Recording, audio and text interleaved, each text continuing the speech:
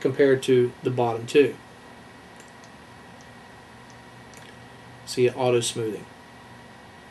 Okay, so that's the freehand tool. And I'm just going to marquee select this stuff, and we're going to delete on the keyboard. Now, next tool after the freehand tool is with click and hold is the Bezier tool. Now this is one of the tools I use the most. Now the main difference between the freehand tool and the Bezier tool is if we go back to the freehand tool, you can draw with it by clicking and holding the mouse button down, or you can click once and you get a straight line until you get to wherever it is you want to go, and then click once again. But then once you move the mouse, you kind of have to pick it up again. So what you have to do is you have to come back to where you started to click one more time to start and then end. Start and then end. Start and then end right back on the original node. So every time you move it, click once to start, you click again to end that line. But if you want to keep going, you have to click one more time to pick up again. Start, end. Start, end. Another click, start, and then end. Now with the Bezier tool, you only have to click one time.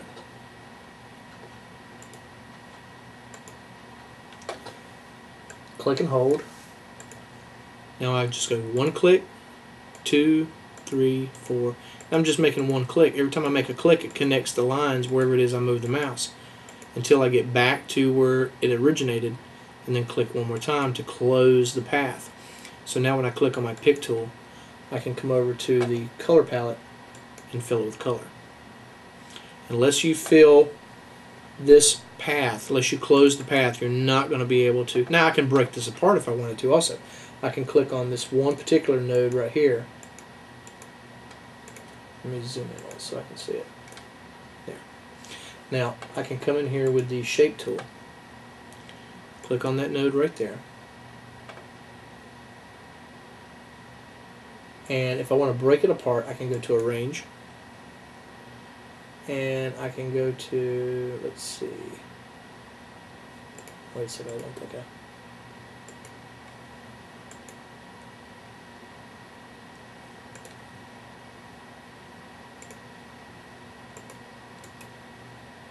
There we go.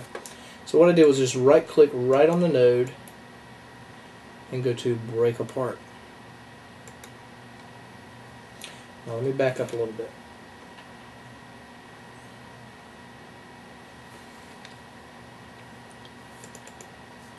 Right click right on the node, and when you get this little menu, you come all the way down to Break Apart. Break Apart. Now when I take this node and move it, I have opened up the path. And if I wanted to put another shape in here or just put it back together, a lot of times when you have nodes like this, you say, oh, open path, I have to put it back together. So just take the node and you can just simply connect them back together. And that fills back with the color. So if you need to break objects apart, you can do that. I could completely break this apart if I wanted to. Let's double click and put a node right here. I'm going to right click and come down to Break Apart. I'm going to right click on this one, Break Apart. Now what I can do is I can take and literally just take them apart. So if you have a piece of clip art that you have to break into sections, you can do that. Now, okay, we've got our object broken apart, but now we want to connect it back together as two separate images.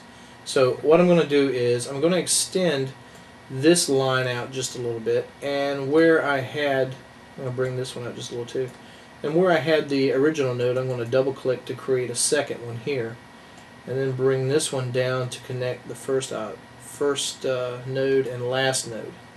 Okay, now even though this one is connected and fills with a color, we still have to do the same thing over here.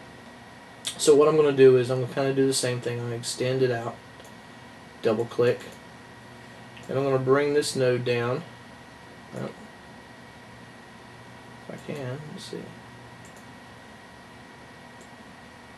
Bring it down and connect. Now, two separate objects. Now if I want to bring this to a line, I can click on line, and there it's a line. Now when I click on my pick tool and move them together or move it around, it still moves as one object. So now what I'm going to do is I'm going to come up to Arrange, and we're going to break apart, click off into a white space somewhere. So now we have two separate objects that we can fill with two separate colors.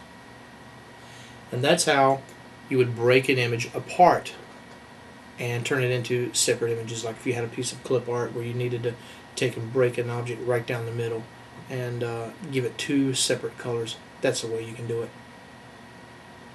Okay, so now I'm going to delete these objects. Now, after the Bezier tool, first of all, I'm going to come back and make a series of clicks. And come up and close the path.